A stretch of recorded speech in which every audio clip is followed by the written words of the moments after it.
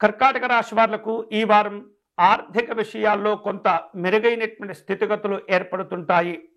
స్నేహితులు, బంధువులు వివిధ రూపాల్లో మీకు చేదోడు వాదోడుగా ఉంటూ సహకారాన్ని అందిస్తూ ఉంటారు.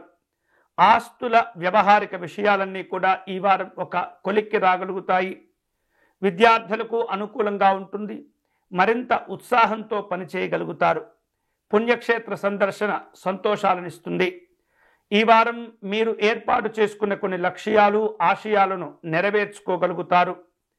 వివిధ రూపాల్లో మీకున్నటువంటి సమాచారాలు కొన్ని చాలా సంతోషాన్ని కలుగచేస్తుంటాయి. వ్యాపార కార్యక్రమాల్లో ఆశించిన లాభాలు కూడా పొందుతుంటారు. ఉద్యోగపరంగా ఎదుర్కొంటూ ఉన్నటువంటి కొన్ని రకాల సమస్యల నుండి ఈ వారం మీరు బయటపడతారు. కళారంగంలో ఉన్నటువంటి వాళ్లకు అనుకూలంగా ఉంటుంది. వారం ప్రారంభంలో కొన్ని కీలకమైనటువంటి అంశాల్లో తీసుకునే నిర్ణయాల్లో తొందరపడకుండా చాలా జాగ్రత్తగా ఆలోచన చేస్తూ నిర్ణయాలు తీసుకునే ప్రయత్నం చేయండి. ఆరోగ్యపరమైనటువంటి సమస్యలు పెరగకుండా ఎప్పటికప్పుడు కూడా క్రమశిక్షణతో వ్యవహరించేటటువంటి ప్రయత్నం చేయండి. కుటుంబపరమైనటువంటి కార్యక్రమాల్లో అనుకూలతలు పెంచుకోగలుగుతారు. కుటుంబపరంగా ఉన్నటువంటి సమస్యల నుండి కూడా ఈ వారం బయటపడగలుగుతారు.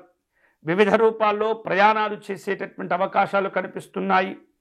అధికారిక కార్యక్రమాల్లో జాగ్రత్తగా వ్యవహరిస్తూ తెలివిగా నిర్ణయాలు తీసుకునే ప్రయత్నం చేయండి.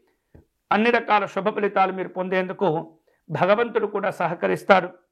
మరిన్ని శుభకరమైనటువంటి ఫలితాలు పొందేందుకై ఈ వారం శ్రీమన్నారాయణుడు అంటే విష్ణుమూర్తిని ఆరాధించేటటువంటి ప్రయత్నం చేయండి.